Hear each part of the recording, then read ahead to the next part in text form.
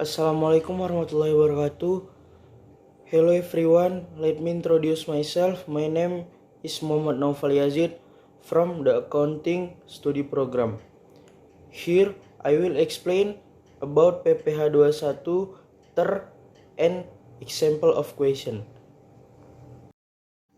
Oke teman-teman, di sini saya akan menjelaskan tentang PPH pasal 21 ter atau tarif efektif rata-rata yang diampu oleh Bapak Rizky Syahputra SEMSI CPA CBV.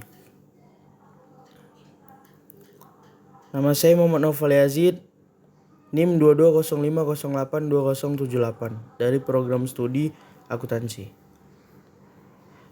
Lalu langsung saja, yang pertama adalah pengertian PPH 21. PPH 21 merupakan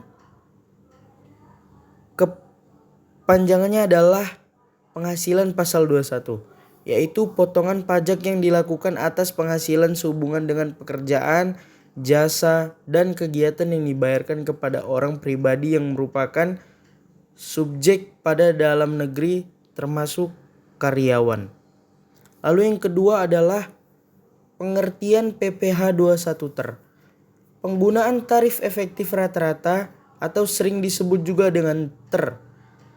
Skema ter digunakan untuk menghitung besarnya pajak penghasilan pasal 21 atau PPH 21 yang merupakan jenis pajak yang dikenakan untuk pegawai. Lalu selanjutnya, tarif efektif rata-rata atau ter terbagi dua. Yang pertama adalah tarif efektif bulanan. Tarif efektif bulanan ditentukan berdasarkan PTKP. PTKP adalah penghasilan tidak kena pajak. Lalu yang kedua adalah tarif efektif harian. Tarif efektif harian ditentukan berdasarkan besaran penghasilan bruto harian.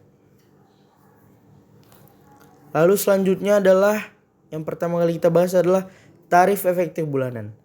Tarif efektif bulanan ditentukan berdasarkan PTKP dan terdapat 3 kategori untuk tarif bulanan, yaitu kategori A, B, dan C.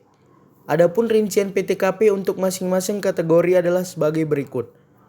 Yang pertama adalah kategori A, yaitu TK 0 per 0, TK per 0, yang artinya tidak kawin dan tidak memiliki tanggungan apapun, dengan PTKP sebesar 54 juta.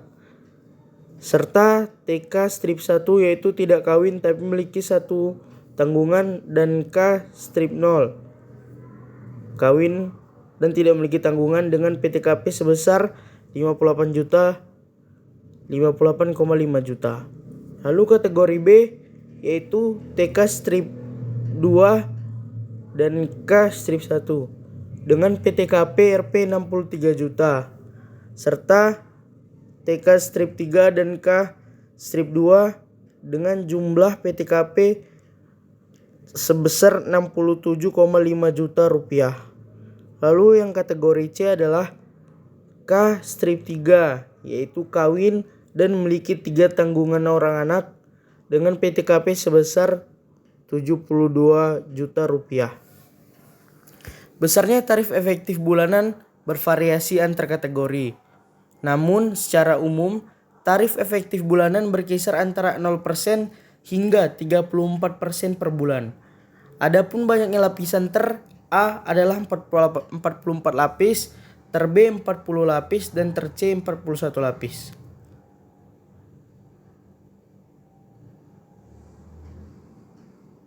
Lalu yang kedua adalah tarif efektif harian.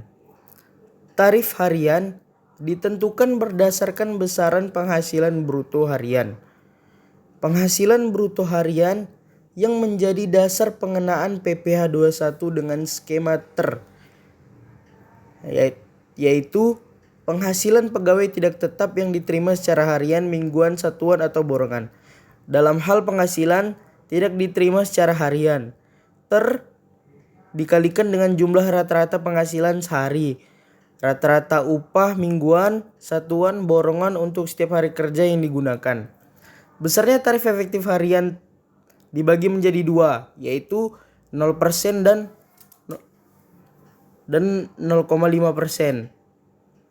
Ya, tarif 0% digunakan apabila penghasilan bruto harian paling tinggi sebesar 450.000, sedangkan tarif 0,5% digunakan apabila penghasilan bruto harian lebih dari 450.000 sampai dengan 2,5 juta.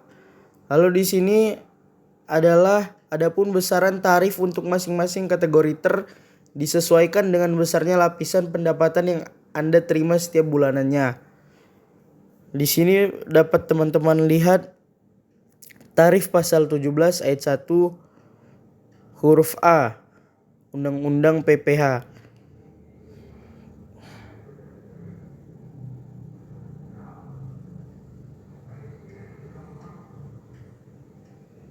Dan juga teman-teman bisa melihat tarif efektif bulanan dengan perhitungan PPh 21 penghasilan bruto kali A atau B atau C.